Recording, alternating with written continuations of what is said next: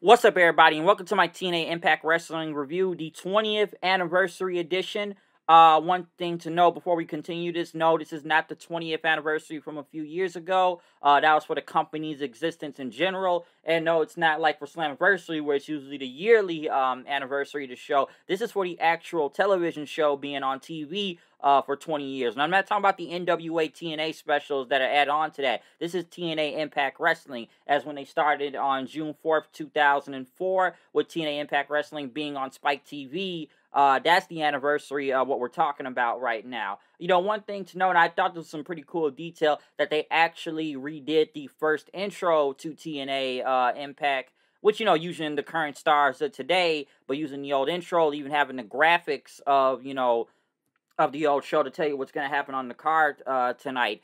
Can I say this was much of a big 20th anniversary show? Not really. But, you know, they did say it was the 1037th episode of TNA. And like I said, this is the 20th anniversary of it. So I can't say it was a lot of big things happening on here. I know this is taped and everything. But, you know, it's still pretty cool that this show has been on for over 20 years. Not a lot of wrestling shows that can say that have done that other than WWE. So it is still cool to see TNA still on TV, no matter how many channels they've switched around throughout many years, that it's still actually here. But moving on from that, we do kick off the show with Big Con versus Jake something. I know they're still doing the whole Jake something if he's still with Diener and the Dieners are back or something. But it ended up with Jake something getting the win, the Into the Void, basically a black hole slam, which they did even mention it was like Abyss's black hole slam and whatnot. So they said it was kind of perfect for this anniversary episode. Jake something won, but Big Con attacked right after the match then.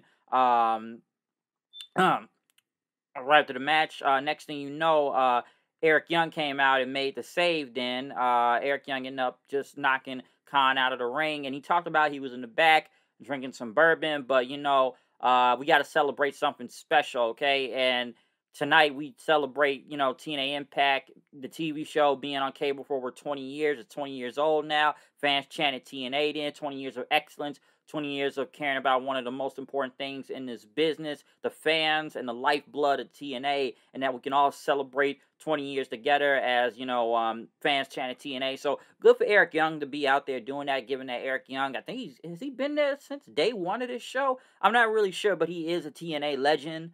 So it is fitting to have him come out here and do this. I know some would have thought maybe if he was still in the company, Scott D'Amore would be making a big deal out of this, but given that Scott D'Amore is not in his company anymore, the good choice was to have Eric Young out there, given a person that's been in his company for a very, very long time.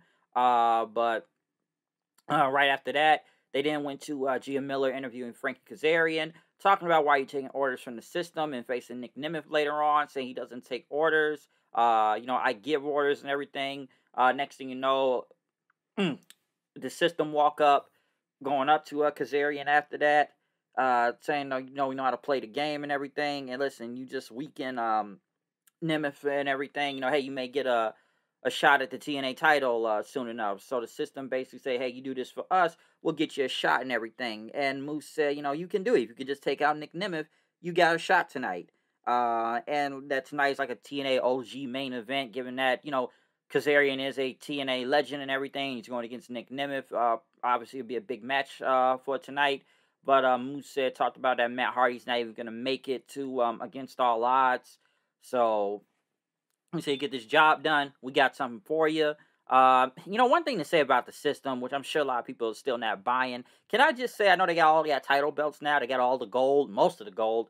But, you only just see Alicia Edwards with the Knockouts tag title. You don't even see Masha Slamovich. Then again, it's not like they don't really have a lot of opponents in the Knockouts tag division. Also, really, it's not really a lot of teams.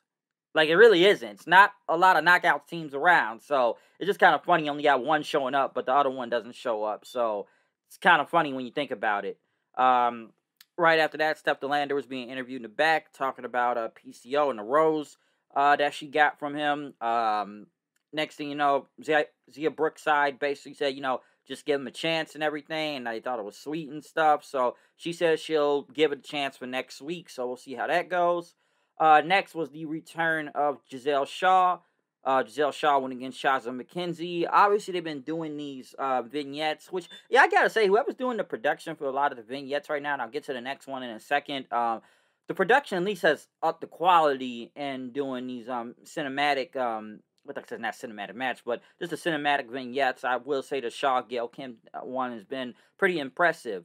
Now I guess Giselle Shaw, it's a new gimmick now. Shaw's a face, so we're going away from the heel thing. We've seen the Gail Kim stuff and where Shaw's been, and Shaw, trying. This is the new reinvention now. So obviously it's gonna be something different here. Shaw may quit work of Shaw's McKenzie. I do want to know where this is going. Obviously, Shaw's going to start from the bottom right now. Will it go towards the Knockouts title? Maybe. I'm not really sure. But, we'll see what happens. But it's a good start for right now. Rosemary also had a vignette talked about how everybody is gone. No one in the Hive is around. All of our friends and stuff are gone. It's not like Havoc's around. So Rosemary's back on her own now. Could it be going back to the old Rosemary?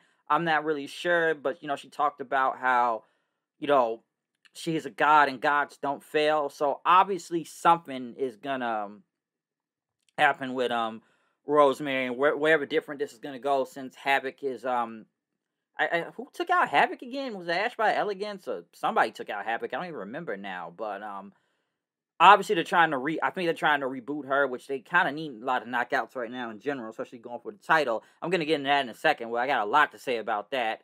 But right after that, Mike Santana was in the back. Steve Macklin walked up saying, comes in peace, saying, we got a rascal problem. We got a common issue. We can take care of it. Santana says, I'm done with that tag team stuff. That's past my career now. I don't want that no more. I'm on my own. Macklin says, I get that, but listen, we take care of the rascals. We can finish our little problem amongst ourselves after this. So we'll see where that goes. Mustafa Ali and Campaign Singh now. Champagne Singh, Campaign Singh. I still think it's odd he just came out of nowhere now and returned back, and now he's with Mustafa Ali. But they went against Speedball Mountain. Obviously, Trent Severin has a title shot, X-Division title shot against Mustafa Ali coming up at Against All Odds next week. So, guess it's a preview tag match. A good tag match. Ended up with Speedball Mountain, ended up getting the win. Trent Severin hitting like the 7-star lariat and the brimming hammer onto Champagne Singh as he looked at Mustafa Ali and his Secret Service people involved. So obviously the big title shot is there for next week. I do want to see where that goes. Every time I look at Speedball Mountain, I know it's just like another repeat of like Mustache Mountain, except it's no Tyler Bate here. But I do wonder why they kind of got Speedball Mike Bailey in this tag team. But then again, they need tag teams in general. But like they really do. But I do think I'd rather just see Speedball back on his own, what he was doing before, and trying to go somewhere. But they got him in the tag team, so we'll see where that goes. Right after that, they had the Knockouts title on the line. Jordan Grace versus Allison Kay. Jordan Grace, I wouldn't say it was quick work. It was a good match and all. Because, Allison Kay and Marty Bell, which, let me say this too. I don't even know if they're still in the NWA, but shit, my friend Steven said it best. Like, TNA ought to sign them because they really need knockouts tag teams right now. So, I don't know what the NWA is doing over with them nowadays. I don't watch the NWA anymore. But, yeah, they could use those two in the tag division. As for Jordan Grace, obviously Jordan Grace has had a big few weeks now. Obviously, this Sunday at NXT Battleground, she will be going for the NXT title, women's title against Roxanne Perez. I think I've had a lot to say about this into the whole TNA in this NXT partnership I guess they got going on. I know I spoke a little bit in the NXT review. There's some questions here and there. I know people wonder if the other TNA people are going to show up on NXT, or will NXT people be showing up on TNA. I'll say this one thing. Obviously, she had a match earlier in the week against Stevie Turner. And I know that Against All Odds, Jordan Grace will be doing an open challenge for the Knockouts title. Which I will believe it will be Tatum Paxley. We saw what happened on NXT the other day. So I believe that's going to happen. But, Jordan Grace, she did make that open challenge video later on into the show. Basically talking about how she's, going back and forth to two companies and everything. And, talking about Roxy there. Which, I will say this for this Sunday for NXT Battleground. Do I think Jordan Grace is gonna win? I don't think so, because, like, come on, you look at Jordan Grace and, Roxy there. Listen, I didn't doubt it was going to be a good match, but just looking at both of them, Jordan Grace looked like she could just rip Roxanne's head off with one arm, okay? Like, she really, like, you just look at the crazy size difference, it's insane. Like, makes her almost look like a twerp in a way, damn near. Like, she just rip her own head off with one arm.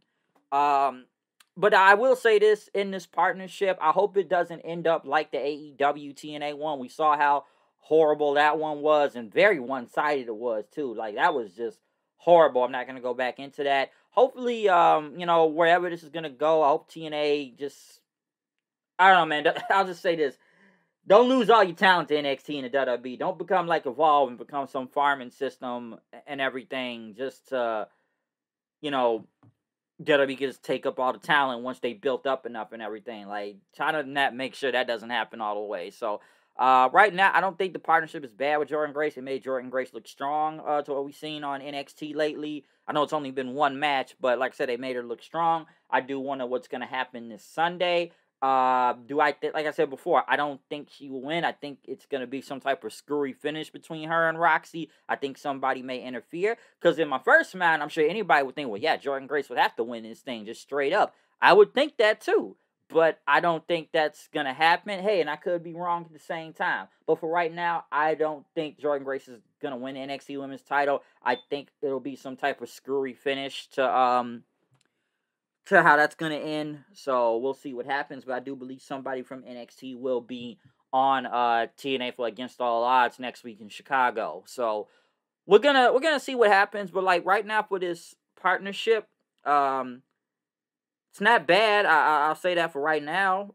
Like I said, hopefully just TNA just don't end up getting absorbed by WWE, because we've seen how WWE has worked with people in the past if they had some type of partnership, and there's a reason why they haven't really worked with a lot of people in years until currently right now, or maybe a few years ago. But like I said, look what happened to Evolve. So I don't know. I'm just taking a guess right here, but in TNA's case, it does give them exposure. Having the Knockouts title on WWE television, and maybe people will more come watch the show. So we'll see. They're both under the Endeavor umbrella anyways. With WWE, we already know TKO and all that.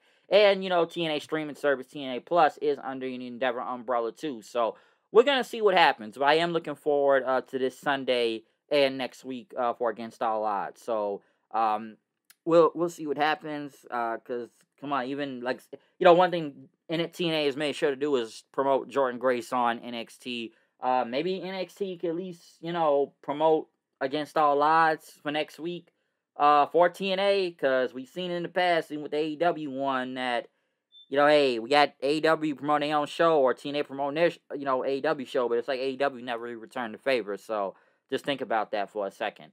But right after that, Sami Callihan, I guess he has a TV show now, Deathmatch Television, Deathmatch TV, which, he's got the camera in his face, like the OVE one in the past, and he's talking about Jonathan Gresham, and then he's kind of dressed like a broadcast reporter doing breaking news, talking about Jonathan Gresham, and it's going to be another match against All Odds, and he's going to take out this octopus. So let's see where this is going to go. I'm not sure all the way, but let's see.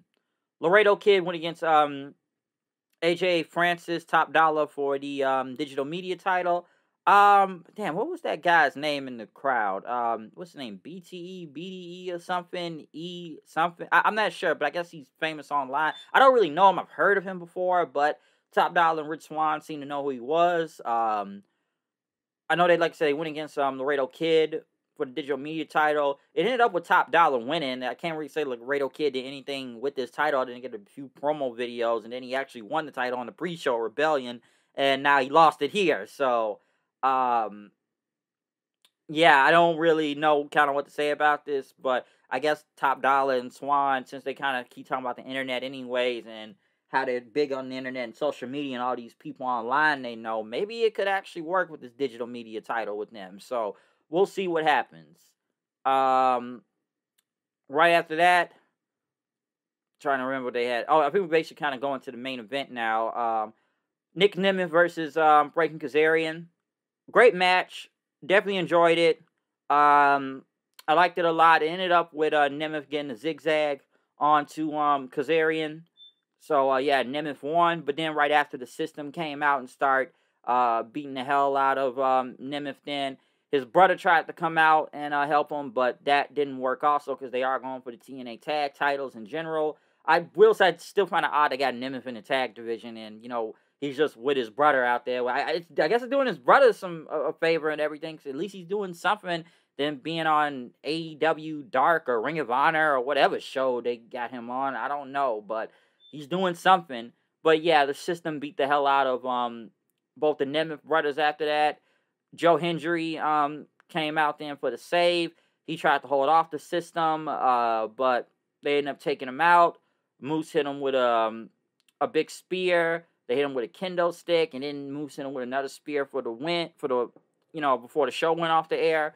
But as the system stood strong, which, man, I will say it's about the system. They're trying to make them look strong, but I still don't think it's working. I still think this group was just slapped on together for literally no reason and just happened to happen without any type of build-up or why these guys were even a team. I know it's explained now, but the way it was formed was just so out of nowhere. Now they got all the title belts, but I don't know. Still, I'm not really sure what to think about this whole group. But then before they cut off the air, Matt Hardy was at his house, the Hardy compound, and then next week he's inviting the system to come over. So Senor Benjamin and his kids were there, like what was it, King Maxwell and Lord Wolfgang, who have actually grew up a little bit now in the past few years. But I guess maybe we'll have some cinematic thing at Matt Hardy's house next week. So I guess the Broken Universe in a way will return, even though Broken Matt Hardy's back. We haven't seen one of those cinematic type of videos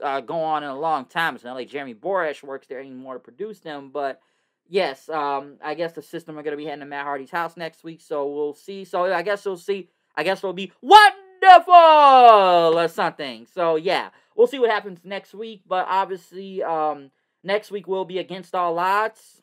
I may be going to that show, and I probably do want to go, given what they've been building up in the past few weeks. So we're going to see what happens, but I am looking forward to it. But, as for this 20th anniversary edition of TNA Impact Wrestling, it was just another episode, other than just the graphics and the intro and everything, which were pretty cool of a callback to the old TNA, but it's not like it was a lot of, returns, anything. This wasn't like the 1000th episode where they went all out for, or even like, like I said, the 20th anniversary edition of the company itself. It's not like there were any other returns or past TNA stars or legends like that. It was just another edition of Impact, basically. So it just had the 20th year anniversary thing attached to it. Just nothing didn't really happen for its 20th anniversary, but the show was good. I'll say that. Like I said, Against All Odds next week, so we're gonna see what happens. Other than that, comment, subscribe, follow me on Twitter at HoodedKnight890. I'm out of here. I'll see y'all then. Like that, hit the like button, hit that notification bell, and peace.